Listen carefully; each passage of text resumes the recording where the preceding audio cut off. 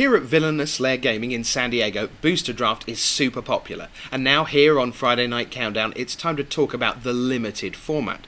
The thing is, Dragon's Maze, Gatecrash, Return to Ravnica, you've got 10 guilds, and that, BDM, makes the draft format pretty challenging. Sure, and all 10 guilds are present in Dragon's Maze, and knowing which 5 are in Gatecrash and which 5 are in Return to Ravnica is essential to navigating the format successfully.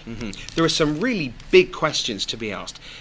Where do you get the signals from? Where do you take gatekeepers? What about the gates themselves? Are you playing 2-color, 3-color, 5-color? So much to look at. Well, certainly as far as gatekeepers and gates, you want to take the gates first. Oh, really? Why? Well, if there's no gates left when they're going around the table, the gatekeepers will follow and end up in your pile at the end of the pack. Nice.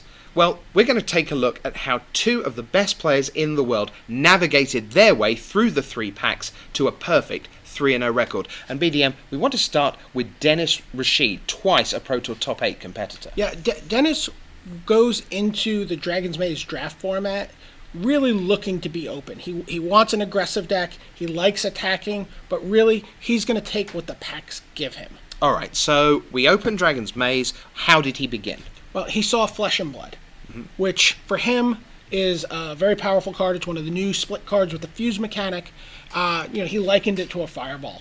And he said, this is a very powerful card, and I'm going to take this, and I'm going to see what else happens now for the rest of the pack. And what did happen? What was his second pick? Well, the second pick's a pretty big signal in that he got a Corrosive Gorgon. And this to him is saying Golgari is going to be open when we get all the way back to Return to Ravnica. Okay, now why when we get to Return to Ravnica? Why not Gatecrash? Well, Golgari isn't in Gatecrash. Right. It's one of the 5 guilds that's in the Return to Ravnica pack, which you draft 3rd in this format.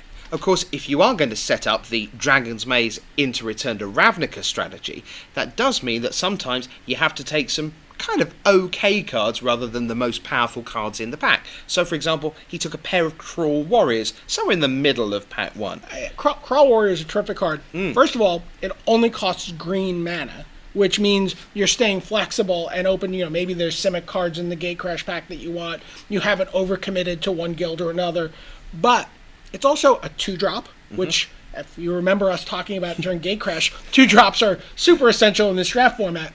But it also has the ability to pump itself for 6 mana, +3/+3, and that lets it trade up for bigger creatures in the mid and late game. And late games can go really late. We're in a world of 6 and 7 and 8 drops being perfectly acceptable, which is great. Nice to switch it up a little. Now, he got the payoff with Golgari in pack 3. Craig Wescoe, though, took a very different approach, which ultimately led to him making the top 8 of Pro Tour Dragon's Maze. Well, we've watched Craig Wescoe these past couple years, and we know that he likes to be very aggressive. We know he likes cheap creatures, he likes versatile threats, and he ended up being Rakdos in this draft. In fact, he was Rakdos in both his drafts, and he went 6-0 with that strategy. So how did that begin for him? Well, he was Rakdos right out of the gate, and he got a 3rd pick Spike Jester, which is a staple card in a Rakdos strategy.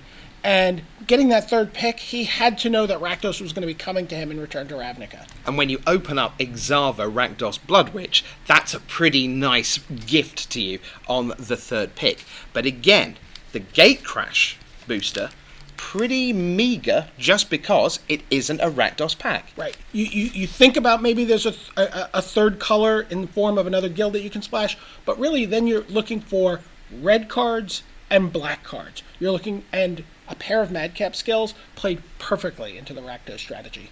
He went 3-0. He went 3-0 with Rakdos in his other draft. So that's how just 2 of the big names in the game navigated their way to a perfect 3-0 record. But how about 14 more? Well, you can check out the draft viewer for the likes of Martin User, Louis Scott Vargas, Hall of Famer Gabriel Nassif. They're all there for you to look every pick from every pack on dailymtg.com.